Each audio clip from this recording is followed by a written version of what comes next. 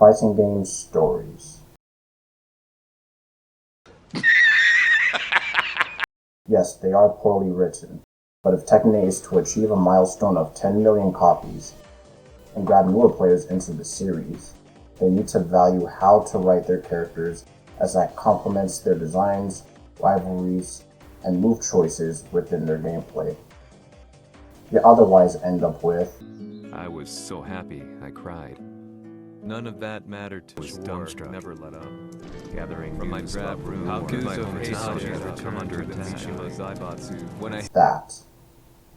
For today's video, we'll be going over why Heihachi Mishima is not a sympathetic character and explain why it doesn't work. I'll also be showing 3 examples of characters that are sympathetic and have had valuable redemption arcs. Let's begin. Heihachi Mishima was always portrayed to be a character that lusted for power and abused his ties with the Mishima Zaibatsu. Not only is he a wealthy Lex Luthor-like influencer from the general public's perspective, but he eliminated Jinpachi from the equation by burying him under his Hanmaru dojo with the intention to keep him malnourished until the events of Tekken 5 took place.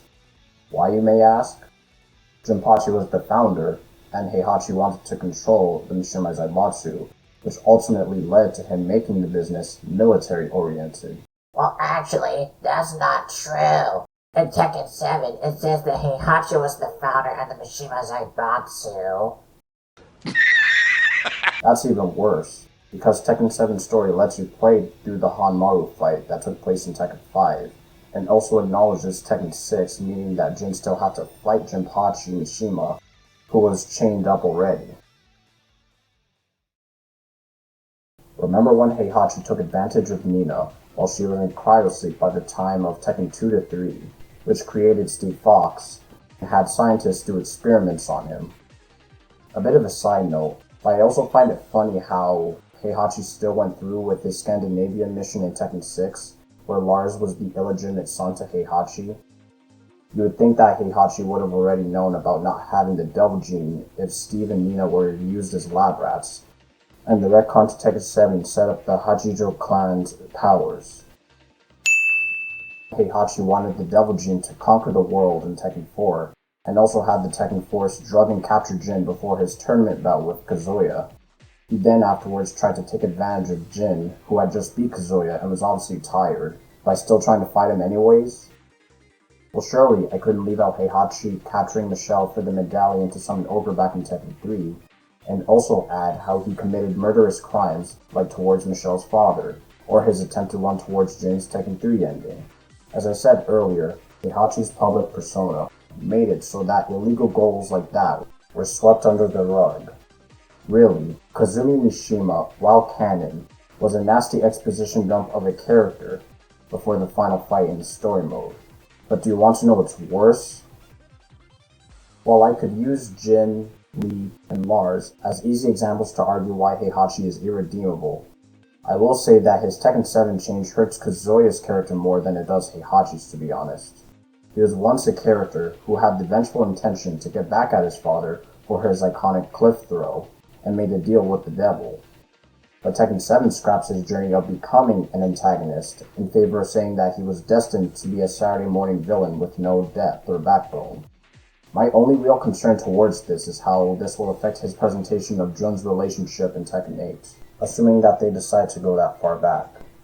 Now, while I could go on about why Heihachi's writing simply doesn't work, what I will do is show you examples of 3 video game characters who sought to redeem themselves throughout their traumatic storylines. Number 1. Scorpion in the MK9 timeline. Hanzo Hasashi's family, clan, and life were all taken away by Bihan and the Lin Kuei. He was then resurrected by Quan Chi and succeeded in getting his revenge.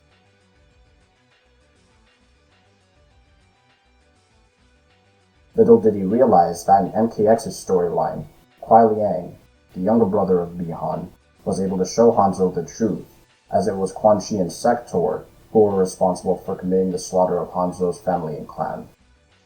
Hanzo was thankfully able to avenge his family, heal the wounds of the Sub-Zero feud, and take out Quan Chi and MKX. Insector, and MK11.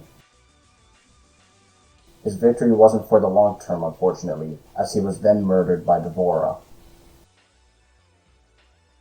Number 2. Sindel in the pre-MK9 timeline. Sindel was the Queen of Edenia until Shao Kahn conquered her realm, killed her husband, and forced her into a marriage without her consent.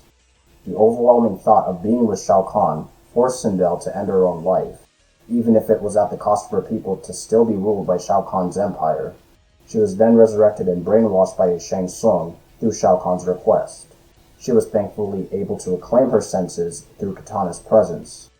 This was one of the many perks that the family got to obtain through the defeat of Shao Kahn's villainy, and a bonus for Sindel to return the favor in trying to save her daughter's life later in the timeline. Number 3. Kratos.